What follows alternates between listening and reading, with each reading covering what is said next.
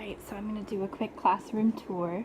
When you walk in, this is where children will hang up their backpacks since they don't have actual cubbies. So they're numbered with their classroom number on each hook. And also when they come in, they're going to be using these sticks that they decorate on the first day to tell me if they're buyers or packers, and this is where the absent children will be. Over when you walk in on the right, we'll have the bathroom passes, the hallway and office pass, and then right away you'll see the recycling trash. And this is set up for open house right now actually, so there's some forms for the families to sign. The children will pick a pencil pouch, and there are directions for open house. And this is kind of your first view when you walk in, our whole group carpet area. So this is where I'll do a majority of my teaching for whole group, and let the children present on this chair as well. And I'll be teaching from this whiteboard easel. It's actually my only whiteboard in the classroom, which is kind of unfortunate, but only for 1 year before we get a renovated building. Star Student will be posted there. I have my alphabet up here. My smartboard, chalkboard behind it, and our daily schedule. I'm going to back up a little bit.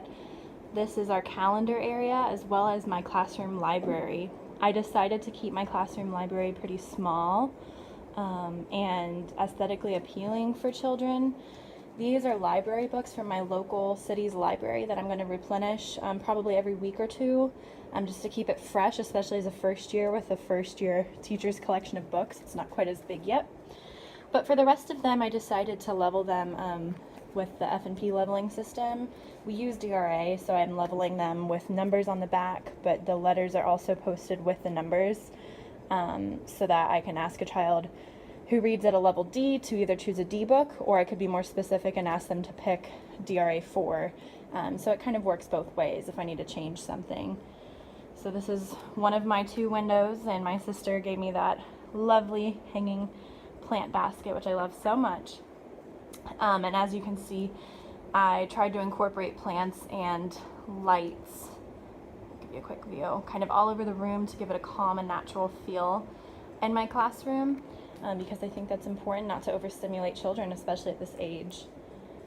Got my clipboards in a basket for children, my filing cabinet, which is not organized whatsoever yet. I'm just kind of waiting on that until the year starts. Same with those 2 cabinets over there. I'll just kind of use them when I need them and figure that out from there. These are mostly indoor recess materials and manipulatives for when they need brain breaks. So I have some marble tracks, Lincoln logs, some carpet squares if they'd like to read on a carpet square they can pull one off, board games, puzzles, and other manipulatives and fun microphones for them to use when they need a brain break or if it's indoor recess for some reason. This is where my word wall will be. We'll add words as the year goes by, so I'm not too worried about that yet. I grouped the children in groups of 4, so there's currently 6 tables of 4. Right now I'm only enrolled with 21 students, but that changes every day, so I could be up to 24 eventually, so I'm just leaving it as is for that reason.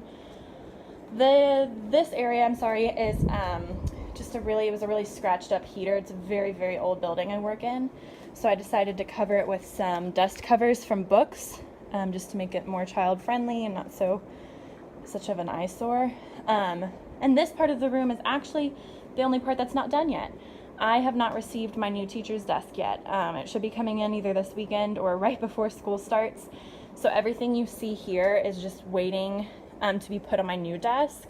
I didn't want to organize it on this very old temporary desk. But I do have my monitor, my document camera, and my desk chair, so that if it doesn't come in until after the kids arrive, that's okay. It's just unorganized for now. And beneath it, I have some books already in baskets for children for that first week or 2 of school, so that they can just grab their table's book basket without me having to teach them how to shop for books yet. And up here is just personal information, my mission statement, all of my binders for data and substitute plans, and some of my college textbooks that I'll refer to when I'm making lesson plans. Sorry, I'm out of breath. I've been running around all day. This is my small group reading area. Carpet here. got a listening station over here. Every week I'll change out which book is in our listening station. I've designed it for 2 children. And our birthday wall. I have a bulletin board wall back here, so just trying to figure out how to use this space. This will be my literacy wall, my math wall, and my current unit wall. This is kind of a mess right now. I'm working on getting it set up for open house next Monday, and it's also my personal things, but this will be where I do small group reading and other small group activities.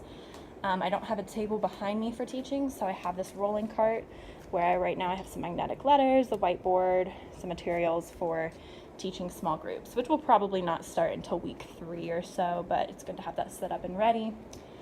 And then the final part of my room, this door leads into the other first grade teacher, which is really helpful. She's awesome.